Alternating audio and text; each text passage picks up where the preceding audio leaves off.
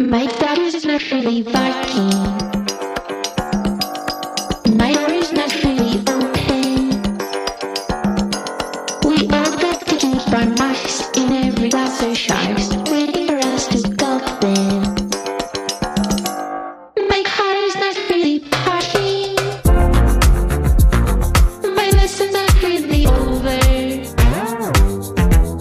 If only she turns around, we could be back around. I would have loved to love her.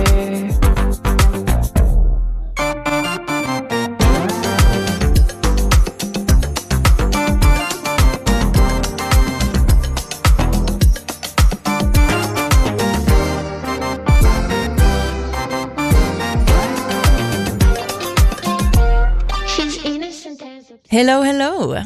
Welcome everyone to the Dida Show. I'm very excited today to welcome a special guest, JD Walter, to this station. Hi, JD. Thanks for having me. Great Thank to you see for you. coming. Finally in person. Right. How do you know about me? You've been on the scene for a while. That's right. And it's just one of those, you play with so-and-so, I know so-and-so. Right. So-and-so, and you've been here for a while. It's true, 16 years. 16 years, right? I think I've been in New York for 25 years. Wow. And so you're the next generation down. Right. Probably, the next group down. And so, I think we've been friends for a long time. Right, whatever. right. Just, when I Sometimes, first... until you actually communicate. I didn't know. I remember 2 weeks ago, I emailed you and I was kind of working on the email. I don't know. I was excited. Oh, okay. And then you said you know me, and I was like, yeah, wow. I know was who shocked. you are. I know. Yeah. That's cool. Anyway, jazz is a small scene. It is. Yeah. And then I saw you're working with Matt. That's true. You're working with Matt Pearson, right? How did you know that? It's on my Facebook It's or on something? your Facebook. Yeah. And so We just did a record together. Oh, great. Yeah. Great. Did you work great. with Matt? So when I did my first record in the 90s, I had my lawyer shopped it. Yeah. And so Warner Brothers took an interest in it. Really? And then Matt was the guy there? Matt was the guy. Did he take it? My lawyer chose another route, which turned out to be a disaster, which turned out to be a good thing in the end. Yeah. So I had meetings at the Warner Brothers. Yeah. I don't know the interest. Matt and Dana, who was his assistant. I don't know where Dana is. I don't even remember if I remember his last name. They came and saw me play live one time, and it was actually I remember that now. It was kind of weird. You have a string of gigs and people that you're playing with, and it's just magical every night until the label comes and checks it out. Oh my God, that's the and worst. So it wasn't good for them. I did have a great showcase for Concord at the time. What did you end up releasing the album? Who did you end up releasing with?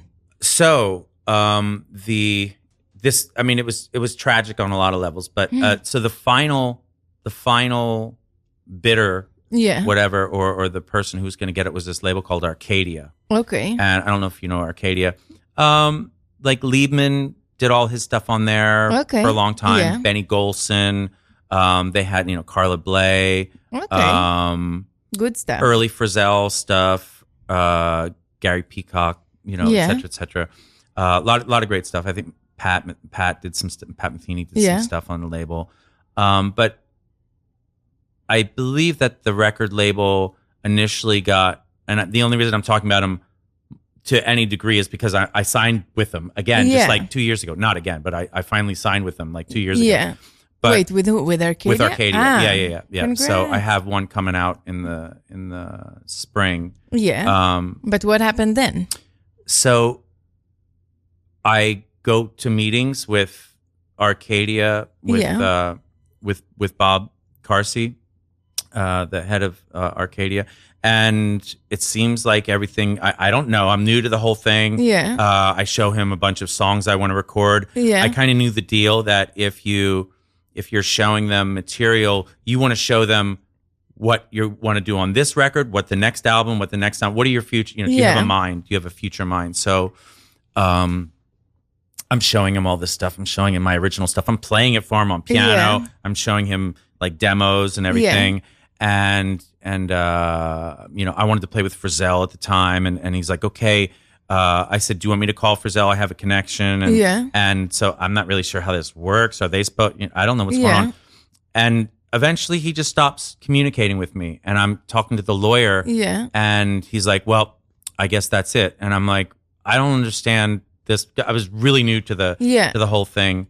And then I was on my own. And I left my lawyer. And my lawyer, he represented Bobby McFerrin at one time before Linda Goldstein took over, and he represented the Saturday Night Live band, and so he was a reputable guy, and Schofield and a bunch of other people. But I ended up going with some like independent artist label to put it out, which was super disappointing. But then I was like, I'm free now. I can stop playing the game. Of like and who, like, I remember Matt. When I interviewed with him, he was like, what do you think about a record with Larry Grenadier and Jorge and Brad? And I was like, that's not my people. I don't know how they play. I don't, with me. I mean, I love what they do, but you know how it is, like, you admire somebody, what they do, but that doesn't mean that when you get together and play with them that there's going to be any electricity. Right. So I was thinking, well, that's cool. And he was like, all right, well, what about an album with half of them and half your guys? And I was like, okay, think about it. Anyway, that was how the interview went. So I was just kind of. So you are happy that you're like, we're free. Well, I mean, who knows what would have happened if I had played the game. But I was playing with good guys, like I was just discovering New York. I recorded my first album with Jean-Michel Pilk. I don't know if you know Jean-Michel Pilk, the pianist, and Greg Hutchinson. Oh my God, Greg is amazing. A really amazing unheralded trumpet player named John Swana. Wow. Have you ever checked out John Swana? No. You got to check this guy out. He's okay. I think most of the heavy trumpet players who are around, that was their guy. John Swana. And he just eventually, he developed some embouchure issues and had to go to like valve trombone. And he's like a monster EWI guy. You got to check him out. You got to go to Instagram and check out John Swana. I think he's one of the most organic, unbelievable musicians alive on the planet. Anyway. So I make my first album, and I'm like, okay, I'm free. I don't have to deal with this. Can we swear?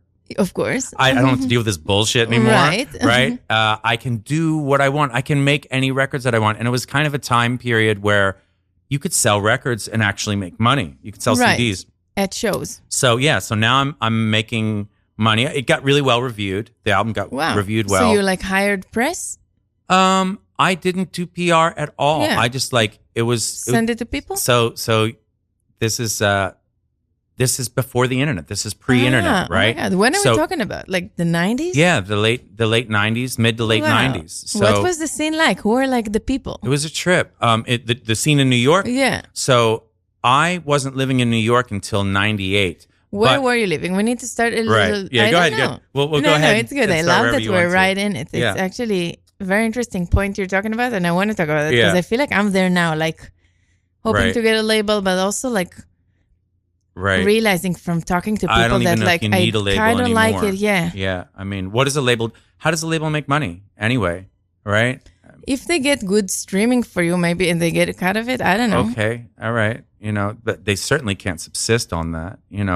What are their revenue streams is the question. And if they're good at placement with radio, TV, film, then okay, there's a good chance.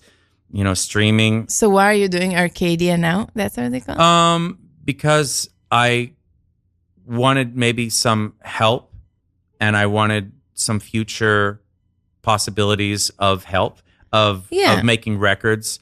I had that session planned already. I wrote a lot of stuff during the pandemic. It was I called up my best friend from college and I was like, what are you doing? He's like, it's the pandemic. I'm not doing anything. And he was a really fine guitarist, singer, songwriter.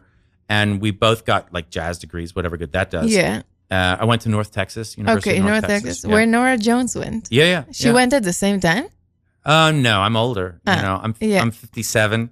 57? You look amazing. Not that 57 is old, but you look like in your early 40s. Really? No. Okay, listen, you're one of the funniest people I know. No. So you never got an injection? No, not that kind. Okay. Not that kind. Yeah. I mean, amazing.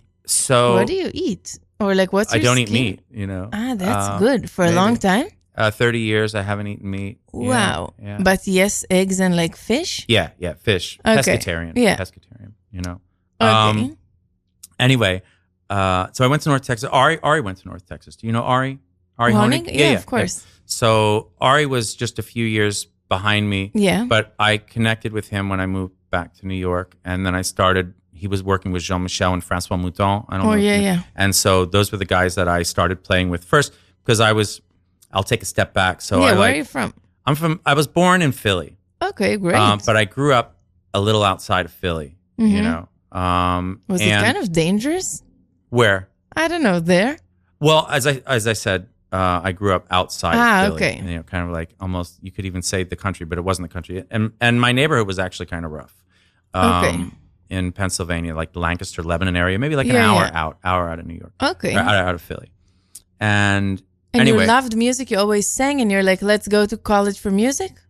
Oh, you want to go back that far? A little, just so I understand, like... Yeah, so this is... Do I have to pay you for therapy or anything? I love that it becomes a little... Yeah, right. So please... So my father was very hard on me, and he was like a military type of mind, he had a job in the military that the Navy SEALs, you know what Navy SEALs are? I think so. Yeah, they're like the hardcore. They do all the special operations. Yeah. So my dad had a job in the Navy that the SEALs now do, which was taking apart bombs underwater. Yeah. You know, so in order to have the discipline to do this job, the mindset is no mistakes. You know, right. You make one mistake, you're done. You know? So we're talking this type of military mindset. And your mom? Musician. Amazing. What is she? She's a contralto. She's still alive. Yeah. She just turned 2 weeks ago. She turned 89. Wow. Yeah. You're so lucky. And she's great. And your dad? She's driving. My dad passed away about 17, 18 years ago. Okay. But he was also so this military mind, military discipline at home, that type of thing. You know, you're squared away, or your shoes shined. Is your room clean? Did you make your bed right? And, you know, all this stuff. And that was too much for me. You know, I was like, you wanted you to become also like that? No, that's just that's how life should be. Yeah. Everything should be organized. Things should be clean. Everything should be in its proper place. And that wasn't my mind at all, you know, at all. I mean, he became a lawyer and then a judge, a criminal court judge. So you've got this very specific type A personality.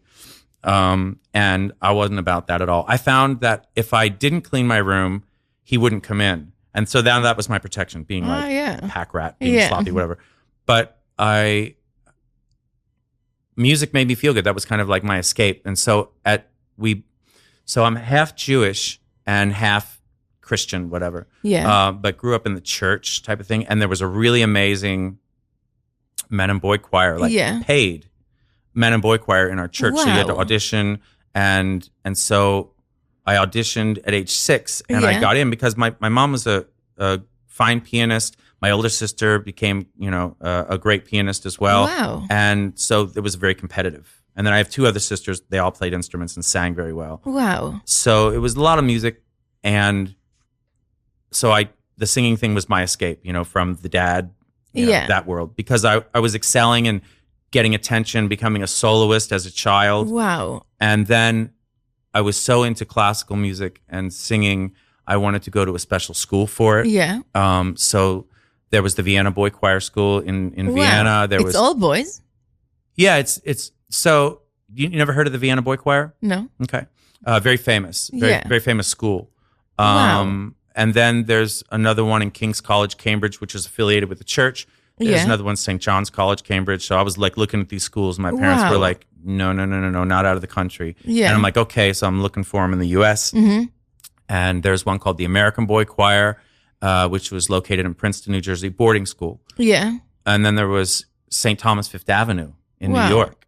And my parents were like, no, New York. And I was like, okay, because this is like the 70s. You know, this was like New York was pretty crazy. Right. You know? And so I auditioned and got into both schools and then went to the American Boy Choir School. And so that was like, you know, but I was playing drums and tap dancing as well all along, you know, so there was music and rhythm and whatever, you know, going on. And how did you get to jazz? Because when my voice changed, I had to leave that school. And I was like, well, I can't. What do you mean? One day you wake up and your voice changed, or slowly, and then they say goodbye? Yeah, pretty much. So what do you have to do? Because we were performing with like the Metropolitan Opera. We were performing with the Smithsonian Institution, the London Symphony Orchestra. But it happened to other boys? Like it's natural? Yeah. The voice changes people move on. You're gone. Yeah. So where did you go? I begged my parents not to send me to public school, and they did, and it was horrible, and it was rough neighborhood. Wow. But I was playing drums. So that was cool. Yeah. And I started playing in a jazz trio then, like at age 13. And I wasn't really into, my parents had a lot of jazz records, but I didn't get it. And it wasn't doing anything for me. Yeah. And this really weird thing happened where this guy moved in next door to us. We lived kind of like like in the city where it's just house, they're all touching. Yeah. And so our house that touched another house, this guy moved in, and he was like one of the great alto saxophonists in the region, you know, and like had been on the road with like, Glenn Miller and Dorsey, whatever, some big band thing. But he decided he wanted to raise a family and not be on the road. He was clean. He didn't like the drinking and drugs. So Right. So now he's practicing with jazz groups next door, and I can hear it through the wall. And so I would ask to come over and sit and watch. And then I got together with a piano player friend and a bass player. Yeah. Just luckily, and we started playing. Then he would knock on the door and goes, "What are you guys doing?" We're like, "We're playing." So he's showing us real books. And, we're like 14 years old.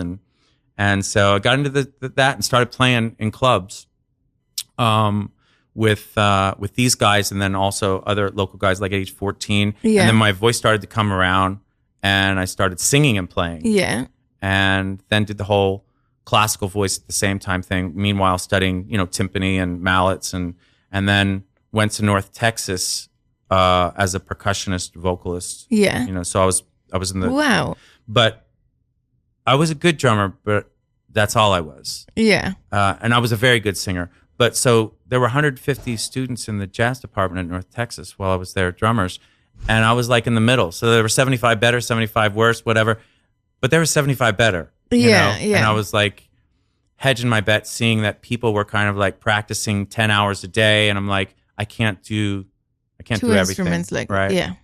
Okay, so you just focused on singing. I did, but actually I kept playing percussion anyway. I got into congas. But like some of the guys, so let's see. I don't know if you ever heard of Earl Harvin, the drummer. He was in my class, in my dorm. Earl Harvin, he was the guy that Ari Honig would follow around. Whoa. Really amazing drummer. I'm going to have Ari here soon. Yeah. Oh, great. Yeah. Ask him about Earl Harvin. Okay. And so Earl eventually went on to play like with Seal and Tori Amos and that whole circuit of, really super high level player. And then a guy lived across the hall from me in the dorm named Matt Chamberlain. Okay. You know Matt Chamberlain? No. Who... He was the first drummer for a band called Edie Brickell and the New Bohemians. Edie Brickell married Paul Simon. Whoa.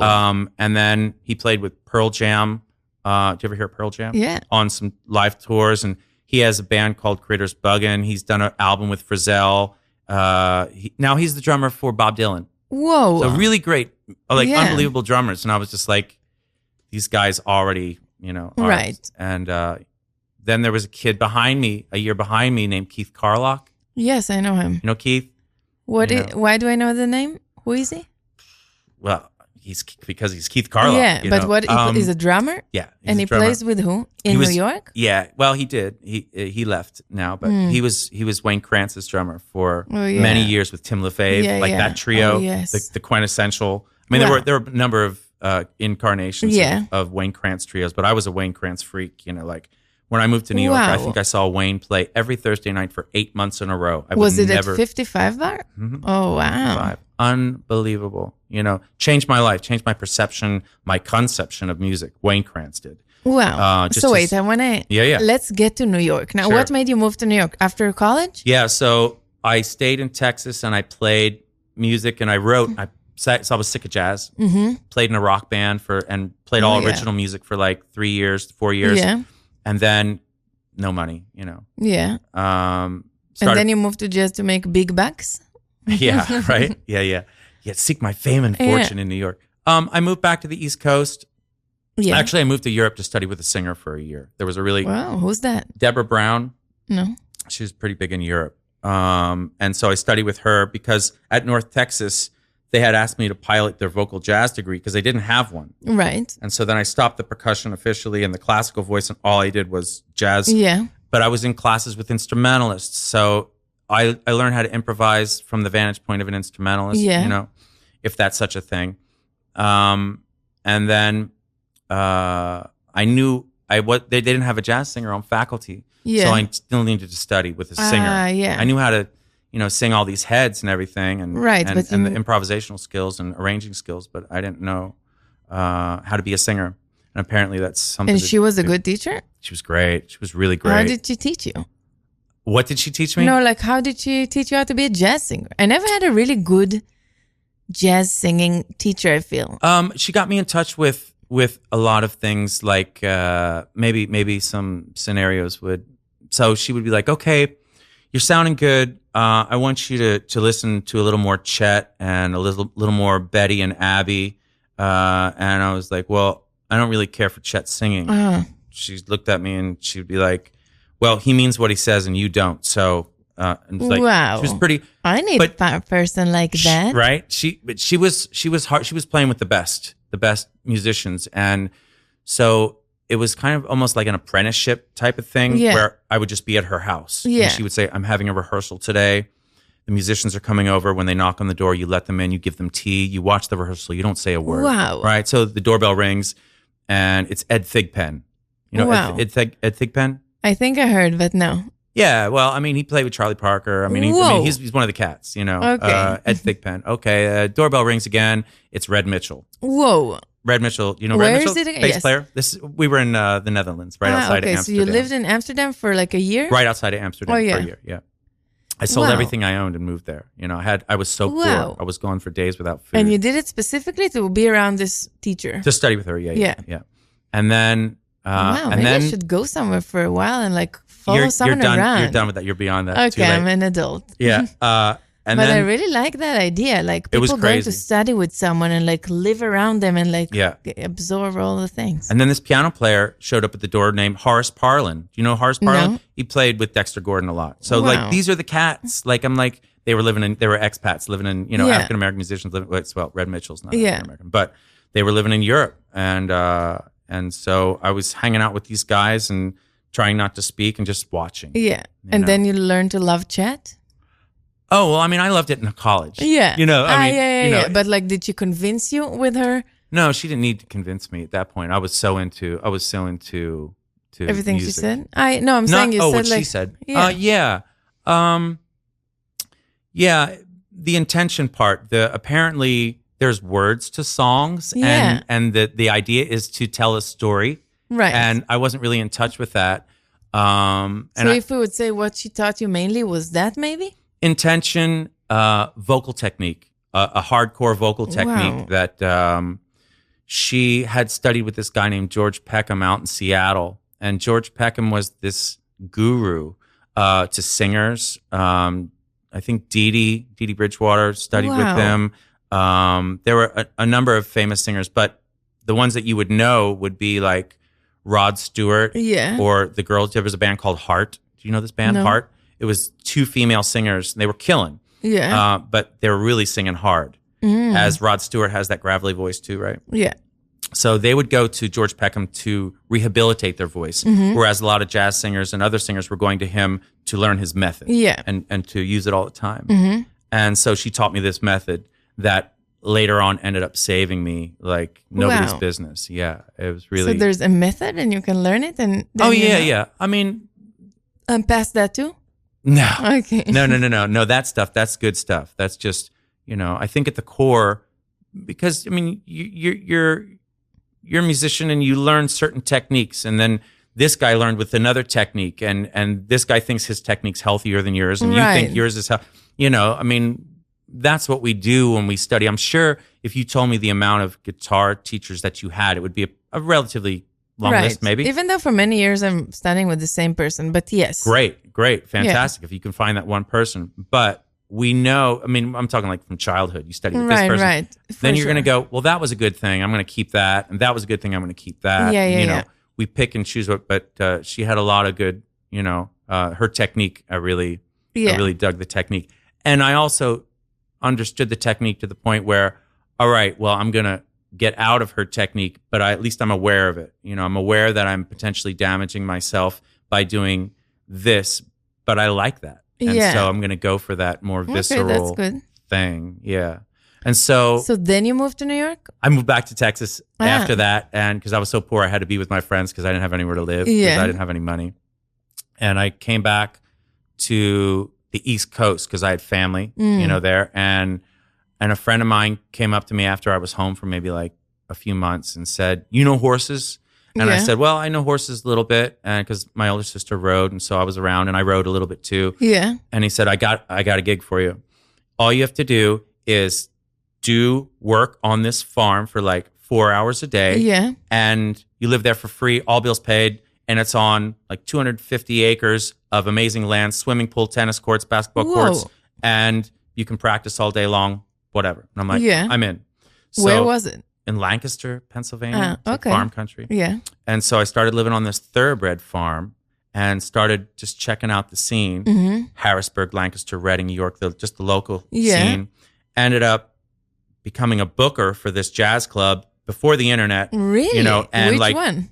Oh, just somewhere doesn't even there. exist anymore. Yeah, okay. Somewhere out there. I made his club popular. Yeah. I had a full house every night just by the advertising that I did. And then I was like, I want to move to New York. So how am I going to do that? I should network before I go there. Yeah. So I started going to like Smalls and other clubs. There was a place called Internet Jazz Cafe. And I was just checking out the scene. Yeah. 55, checking out players. Was Smalls super different? It was like... It was super different. I'm talking like nasty old furniture that people threw out in the street are down there. Stained chairs. But it was owned by Mitch then? Mitch had it. Yeah. Also, and who was like playing regularly? Well, I saw Jean-Michel and Ari there a bunch, and Francois and Marc Ducré and Tim Byrne. You know Marc Ducré? Yeah, I heard the name. Oh, Marc Ducré, guitarist. Wow, I have to check Where him are you, out. man? I don't know. Marc Ducré freaked me out because he was playing with Tim Byrne? Yeah. So Tim Byrne, Tom Rainey. Yes. Tom Rainey and Marc Ducré. So it was guitar, tenor, and guitar, tenor, and drums. And it was like a holy shit moment. It was just like, wow, I didn't know it could be like this, I'm trying to understand like the timing. Is it like when Brad was around and Kurt Rosenwinkel or? Yeah. Like 95, 96. Brad was around, but I was still more attracted to, I tell you, it was weird because I think as singers, oftentimes we have, imposter syndrome. Yeah. Do I belong on stage with these people? Right. And my whole goal was I want to know the same information that they do and practice the same information so I can talk to. But ideally they would hear that I know what they know. Yeah. Right? So I was always kind of like drawn to the people who I was afraid to play with. And so that first person was Jean-Michel. I'm like, what is this guy doing? And I had met him shortly after he got here. And he came here with a group of friends. He came here with Francois, Richard Bona, Richard? Yes. And Elizabeth Contamenu. No. I think one of the greatest jazz singers alive, but nobody really knows who she is. She went back to Sweden. Anyway, so Richard wasn't even signed yet. Richard and Jean-Michel, I think, were still doing like Harry Belafonte gig. Yeah. And so I'm hanging out with those guys, and I want to, I'm hearing this guy, Richard Bona, play the bass, and I'm like, that's where I want to be. I hear Jean-Michel, and I'm going, that frightens the shit out of me. I want to play with that guy. Yeah. Ari, what is he doing? I got to understand that, I got to play with these guys. Francois, what's going on? I never heard a bass player play like he's playing, Do you still have imposter syndrome? Do I still have imposter syndrome? No, not so much. Every once in a while, I'll get it if I'm around a group of younger players who are really happening, and then I play with them, and I'm like, they don't know shit. Okay, amazing. No, or I'm like, Yeah. it's cool, like, Right. I don't want to name names. Yeah. But because they're killing. Yeah. They're killing, but I'm like, oh, you fuck up too, you're human, Yeah. whatever. How did that go? You think age takes it, like, or like you worked a lot and now you know more and like you're good? Well, I think it's a combination of, like I said, I'm 57, so I start thinking in weird terms. I'm like, 13 years from now, I'm going to be 70. Yo. Oh, right. And then, my dad died at 74 and he seemed like such an old man. Yeah. And so I'm like, this shit's not going to last forever. Right. I'm out of here soon, relatively speaking. Yeah. Time goes fast. What's important to me? Right. And is this really that big of a deal? Exactly. So the nerve thing kind of dissipates. And what I'm most concerned about is, because I get into psychology. Of course, we do. I think most musicians do to some degree, because we're dealing with something that requires us to think about the mindset and what is the proper mindset and what is happening to me right now. Why am I nervous? Why do I feel ill right now? Am I nervous or what's going on? How do I alleviate that? What should be my mindset on stage? Can I practice some mindsets on stage? Yeah. The whole pretending thing. Mm-hmm. Or can I put myself in this? Because the concept of us telling stories on stage it seems that phrase is such a flippant phrase. Oh, you got to tell a story. Yeah. What does that mean? There's really no, I'm taking storytelling class in college. No, there's not that. You don't get that as a musician. What does it really mean? This whole thing of like, Dexter Gordon says, you got to know the lyrics to the song. Yeah. Okay, I know the lyrics. Now what? Right. So what do you think it means? Me personally? Yeah. Well, I mean, it's not just what I think about it. It's how I'm practicing. Right. That. And so at the core, and this is also another class you don't learn in school, at the core of what we do is, I can use the word celebration, but also the practice of imagination, right? Yeah. We're practicing imagination, whether it's something that I used to do a lot when I was younger. Okay, how do I get out of the proverbial, how do I get out of my vocabulary? Yeah. Right? That's a common problem, right? Yeah. How do I stop saying all the stupid things that I normally say? What would Charlie Parker say here? Mm-hmm. And now I'm imagining I'm Charlie Parker. Right. And now my approach is different. And it's opening up new doors for me. But it still came from me. Yeah. Or if I'm singing, this, I guess maybe this is a case in point. You're playing the song Just Friends. Okay. What are you going to do? What's your mindset going to be? How are you going to approach the melody? How are you going to approach the solo? So you're really thinking like a musician. I feel like my question, like you're thinking about the notes or like Charlie Parker. I would think the first thing I would think like, what's the angle that you're going to tell this story? That's what I'm talking about. Well, these aren't necessarily in a linear order, for right? Sure. So I'm going, all right, Just Friends. What does Just Friends mean to me now? I mean, we know the gist of the story. We're just friends, lovers no more. Is it, oh man, we used to go out, but we don't. We're just friends. It's cool. Yeah. Is that the vantage point that I want to take mentally? And if that's the vantage point, what situations in my life reflect on that? And can I get inside that space? What was the person wearing? What was the sunlight that day like? What was the weather? What's the temperature? Was there a piece of sweater that was kind of loose from there? What did they smell like? I want to get into these details because I think the devil is in the details, right? For sure. When I can start thinking about those things, I stand the opportunity to forget all these patterns and all of these things. And now I'm just operating because we know all the notes, we know all the scales, we've done our homework. So now I'm operating from a place of let your mind choose the notes, let your subconscious choose the notes, and you tell the story. Your mind's going to pick, because now you're involved in tension. I meant this. I meant she was wearing red lipstick. I meant that I could smell her shampoo in her hair. I meant that. Yeah. But the notes, I already practiced that. You subconscious, you pick the notes. Right.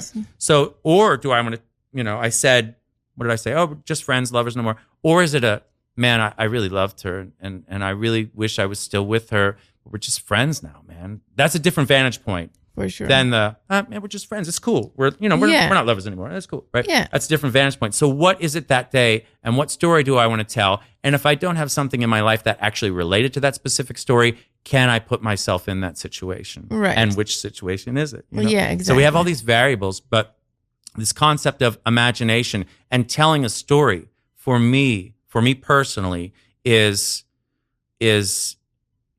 I think Oscar Wilde said, art is the telling of beautiful untruths, right? Right. So it's not that we're lying, it's just it's not happening right now. But up here it's happening. Right. And if I can get there and I can really dig deep in the smithy of my soul and say, man, you hurt me. And I remember the weather that day. I remember, how old I was, and I remember how I felt physically, and I start addressing those things. To me, that's that when someone says you got to know the lyrics. Yeah, that's what I'm talking about. Right. But just saying knowing the lyrics, that's some surface stuff, right? For sure. Yes. I'm talking about getting up in there, getting up in there and really telling the truth. I can't tell you how many students I have. They're doing some improvisational thing with me as an exercise, and I'm just like, yeah, I don't believe that.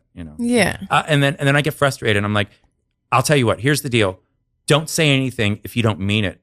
I don't want to hear your bullshit. If you have something to say, I want to believe it. Right. And of course, we're approaching it from different vantage points, but there's not enough time, to be talking this bullshit, just saying nothing. So that's, you have a lot of students. Do I have a lot of students? Yeah, like is teaching a big part of your life these days?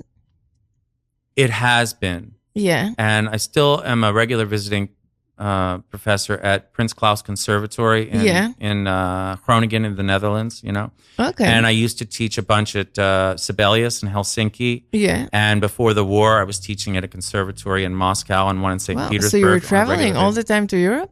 Yeah, a lot, Okay. 4 months of the year, whatever. And the rest of the time you're here and you're teaching and playing gigs? Like, what's your life like? I got like? a dog. You got a dog. Yeah, the dog. I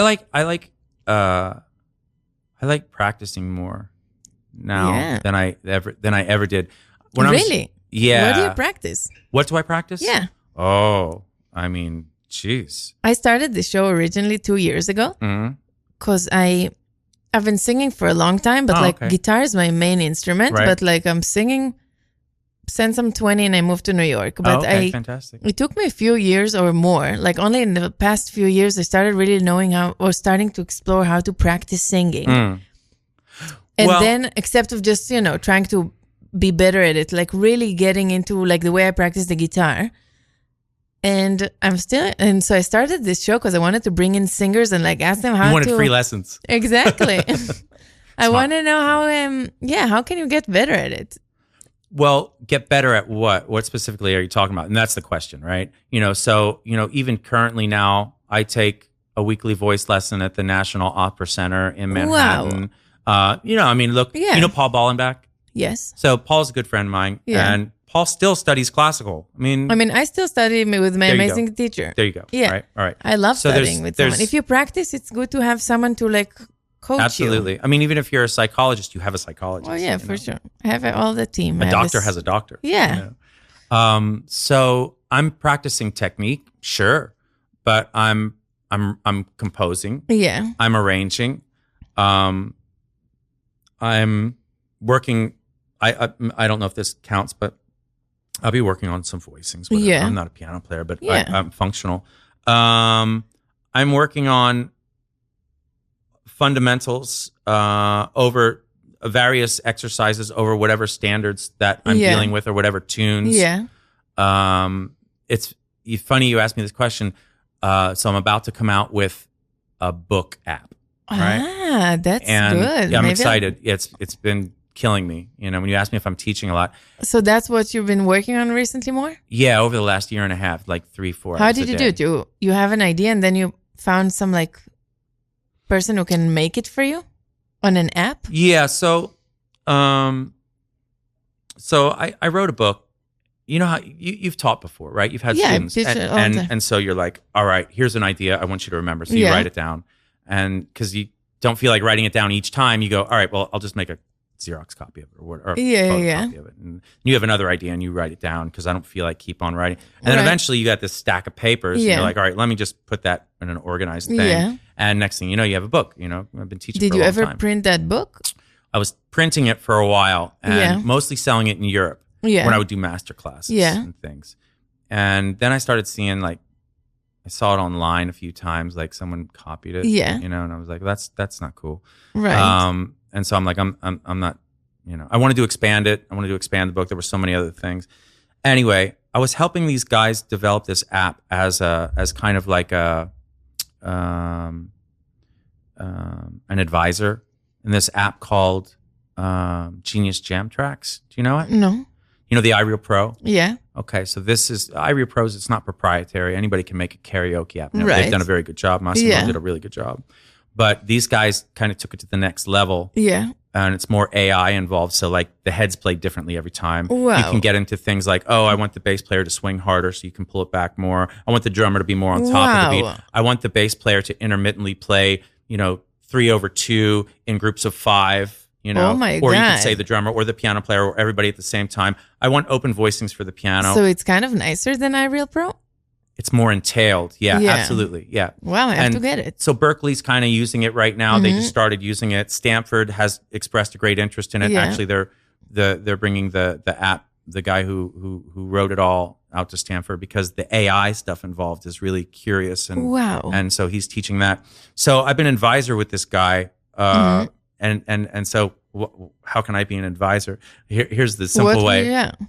He's like, I want you to endorse my app. I'm like, this is how it started. I'm like, I would never endorse your app because a bass player would never behave this way. Yeah. And he was like, oh, well, what do I do? And I'm like, why don't you call one of my friends? Call Boris Kozlov. Well, I don't know Boris. He's a Greek guy. Like, I know. He's like, let's call Boris. Boris is, no, the app guy's a Greek guy. Yeah. So call Boris. Here's his number. All right, what do you think of it now? It's cool, but now the Latin isn't cool. Right. So a drummer would never do this. I can't endorse the app. So it just kept going on. And I'm like, cool. Call this guy, call that guy, call Billy Hart, call this, right. And so I'm hooking him up with this. And then it went even further. I'm like, I don't like the piano voicings you're using. And he's like, okay, what do I do? And I'm like, well, you need skeletal voicings if you want to have multiple things, at least a fundamental skeletal voicing thing.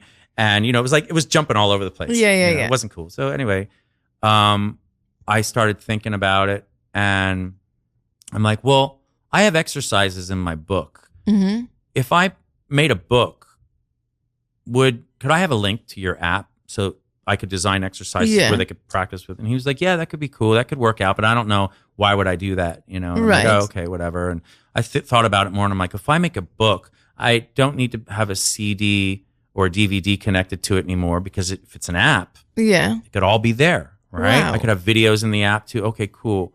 Well, if I have an app, that means then I can have links. So if I say all this information is cool, but now check out this book, I could have just, Amazon. Okay, cool. What about, here's an example of Louis Armstrong with the Hot 5 and Hot 7 showing kind of really good first examples of improvisation in the incarnation of like a single soloist versus Dixieland. Yeah. And he's using basically deviation of the melody. Yeah. And check this out. Oh, here's a link to Spotify. I could do that if it's in a book.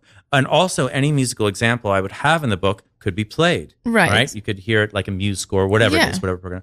So how did you make it happen? So you convince him? I convinced him. Yeah. And he said, why would I do that? And I was like, look, if you put out my book and my book has all these features that a regular book can't have, what makes your app proprietary now is if you go to Kenny Werner and you go, hey, Kenny, can you design a book that will fit with my app? Because now I have exercises that go right to that. And now you develop a library of teachers. And now your app is proprietary because it's an in-app purchase. They can't get my app unless they get your app. Right? Wow. So who are the teachers on it now? Well, my app hasn't even been released yet. I know, but he knows other teachers who are going to do it? He doesn't know other teachers who are going to do it. We want to get this out, which I think it'll be like maybe February, March. Pretty close, pretty exciting. Soon. Yeah. Okay, so you've mainly been busy with that, and then that's a lot of time. And teaching. I still private. You teach, and then you also gig around. Yeah, and still, I just you said you came Yeah, I to saw you. Mesro. It was What really good. set did you come to? Wow, I don't Was it first or remember. second? 7 o'clock or 9? I think. Is it 9:30? Right. I think this 7:30 or 9. one. First one? But Oh, okay, I'm not cool. sure. All right. Yeah. I always got to check. You know, Yeah. this first set was really good. Yeah. You know, It was good. So which one was good the good enough. one? Yeah. It was good enough. Yeah, no, actually, yeah, that first set, it was funny. You know, I love Kakowski. You know, Yeah, it's great. always Boris is amazing. great, and but I'm like, hey man, could we check out? I want to try some new charts, and Kakowski's like, you know, rehearsal, Yeah. grumbling, and I'm like, come on, let's do. So he does it, and we get there, and the first 2 charts, everyone's lost, and I'm like, Shit. great, because the last thing I want to do is like be pointing in a chart or Right. having to like, Yeah. you know, because I'm the one who looks stupid because you're lost, and Right. this is exactly where I wanted a rehearsal, you know, and Right. you know, it happens to all Yeah. of us. But anyway, yeah. So there was some of that trying to settle in. I think once it settled in, the first it was fine. It was Yeah. good. Okay, I'm taking a step back a second because I want to get some wisdom from where you are in your life. Did Aside you ever from like? old? Yeah, a little older than me. yeah. No, because it's always, you know, when I was a little younger, I was like, I'm still doing some singer-songwriter rock stuff and jazz stuff. Why not? I do both, and it's great. Yeah. But I think when I was a little younger, I felt like I need to choose a little more. And thankfully, it went away. I feel like I Right. can do both, and it's great for both. Right. But when I did, I thought, wow, I think I kept doing the jazz because I thought when I'll be older, I don't really want to be like an old rock singer. Like something about that world seemed sad to me. Right. But old jazz singer is cool. It's like a beautiful way to like Right. grow older. Right. I always admired like Annie Ross. I used to go see her Okay. every Yeah. week. And Yeah. like every time I see an older singer, it's like, yes, I'm okay. I can't wait to be that, you know? Yeah. Shirley Johnny Horn. O'Neill, Shirley Horn. It's like you Yeah. just get better with time. And I think you can be like that with rock. Like there's, you know, the legends are still the legends. Yeah. I don't know. I'm saying about myself, not Right. of everyone, that I could imagine myself like growing nicer in that. I think Joni trajectory. aged pretty well. Exactly. I was also thinking about Johnny Mitchell. I Johnny think aged some pretty well. masters are masters no matter what they do. Bob Dylan. Yeah. You know, if you live Totally. that long. I guess that's maybe, I don't know. It's just true for me. Right. It's definitely no, I get not it. true for I get everyone. it. Oh, sorry. It's okay. Anyway, but my question to you is it nice to grow older as a, like, were you ever thinking maybe I'm not going to sing anymore? I don't know. Like, did you go through things with it? You seem really like into it. So I didn't. Yeah. I mean, I think we all go through phases where it's like, but. Or like even that life becomes hard as being a singer. Like, you know, it's a kind of a specific life choice. It is. It is. I think now I'm with I'm not saying death's knocking on my door, but yeah, I also want to say you're not but old. You're just older than me. and let's not like rain on the whole thing, but we're not guaranteed another day, Exactly. right? So I don't really think in terms of retirement anymore. I mean, retire from what? From what I really you'll love sing doing. forever. Yeah. Yeah. I quit smoking last April, and Congratulations. my voice is feeling a lot better. Like I'm gaining range again. I really loved smoking. I mean, really? really How much fantastic. were you smoking? Well, I was absolutely for many years a pothead. You know, just Wow. smoking to beat the band. But I really loved. I wasn't like a social pot smoker. Yeah. It wasn't like, hey, let's go around the corner and I was Yeah. just like, let's smoke weed and play music. Right. Let's practice and let's smoke Yeah, weed and yeah. practice, you know. Right. And I would sing for hours and hours and hours, Wow. you know, with cigarette breaks, Yeah. or smoking while I was practicing. Which I have to say, you know, when I was young, and it just seemed like, you know,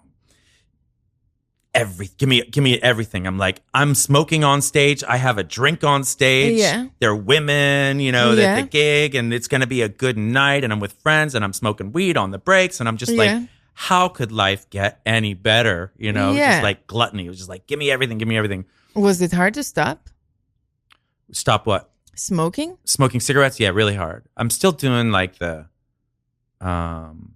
like lozenges and gum. And yeah. I haven't cheated because I'm not interested in cheating. It's just, what do they call them also? Like the Zins. Yeah. I'll do the, whatever. Yeah. Which I still feel it on my throat. It'll do something, but it's not drying it out and it's not smoke. Yeah. But I feel a lot better because I was starting to not feel good. I mean, if someone said to me tomorrow, you have lung cancer, you're going to die. I go, makes sense. Makes sense. Smoked a lot. Smoked a pack a day for years. It's like 18 years old, It's a lot. And it was like the end of the smoking generations too. Yeah, like when I was growing up in the US in the late 60s, early in the 70s, everybody was smoking. In the car, there'd be a car full of kids, everyone's smoking, parents are smoking. There's just smoke everywhere. And everyone's drinking too, And so the smoking thing started to go away. The drinking thing in the US, started to kind of go away too, to the degree it once was. Right. But yeah, Are you friends with other singers?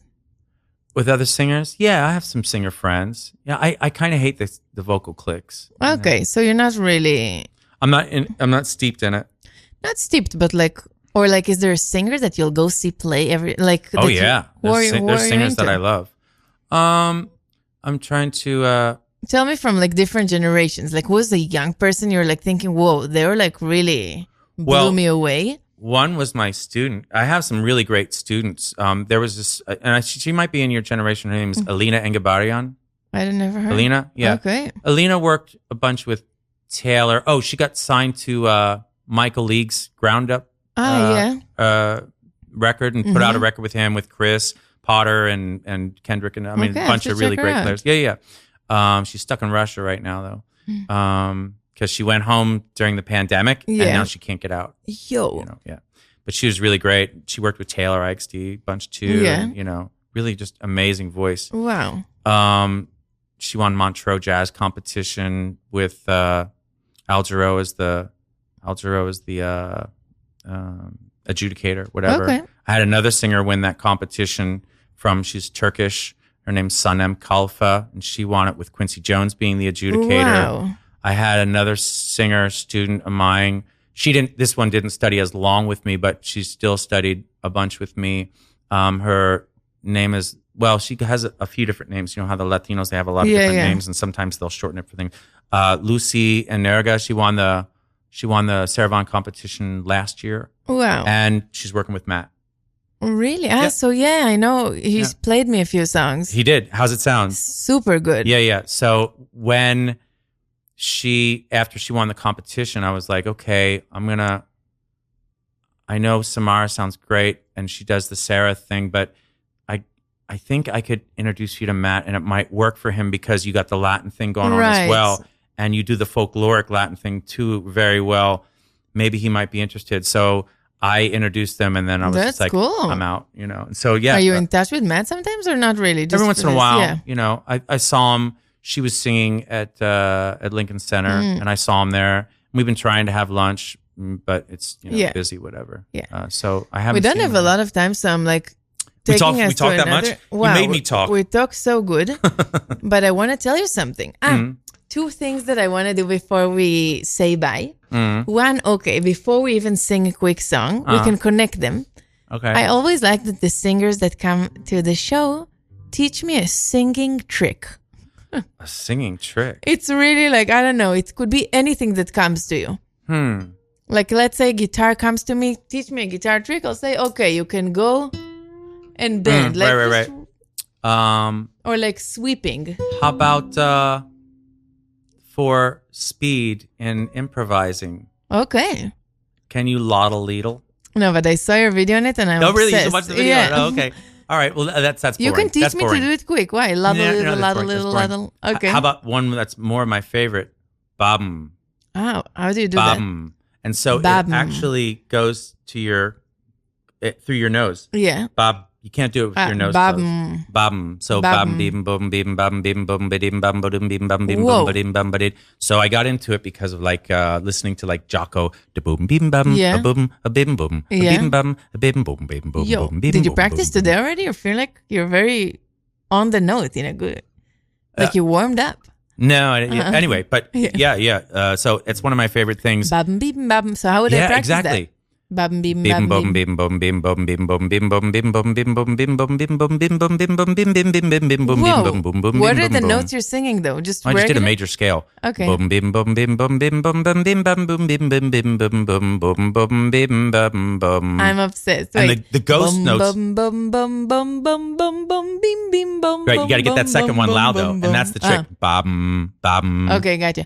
Bam bim bam bim bam bim bam bim bim bam bim bim bam bim bum bim bum. Yeah, I had it really strong at first, and then I go, but it's kind of cool. We just lost all our listenership. A boom, a bim bum, a bim bam, a bim bum, bim bum bum, bim bam. That's a boom, sick. a What's bim that? bum. That's the bum bim bum, right? But you're singing like a funky line. Yeah. Bim bam bim bum bim bum. Bim Right? bam. Love it. Yeah. And that's Okay, I'll also practice it so I my can favorite practice. thing to do, pedals. So I like checking out bass lines, and So maybe one day I'll take a listen with you. maybe one day we'll just hang out. Okay.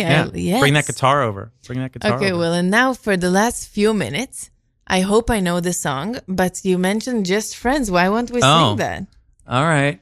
Or another one? No, we could do that, but I think I I hope I do know. it in a different key than the standard key. That's cool. I don't know the standard key. I sing it in G or something. G? I didn't sing it for years, but maybe. Tell me what key you would like, and I'll just do that. That's a weird key because it doesn't start on the tonic. It starts on like the major 4 or something, yes, right? exactly. Let's see.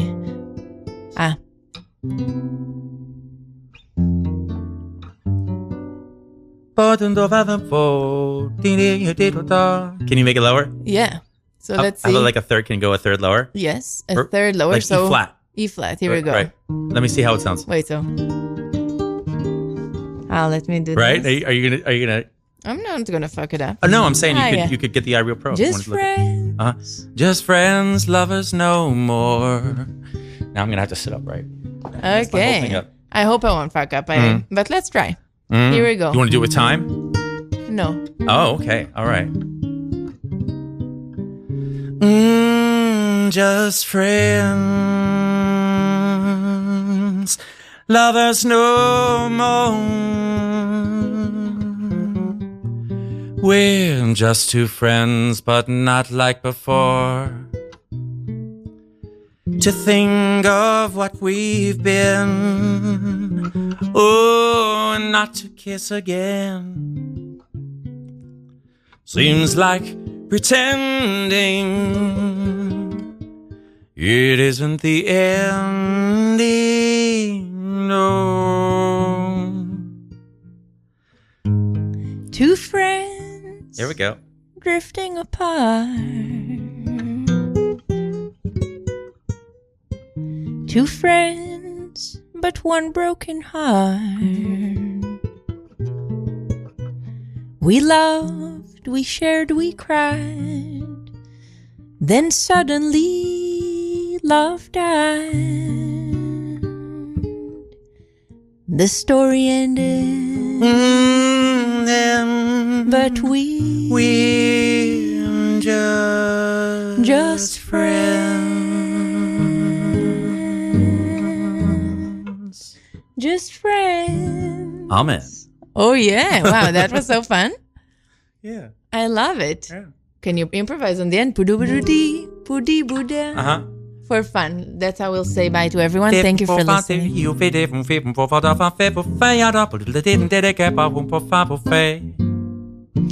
Boo doo boo dee bee da. Poopy dee da.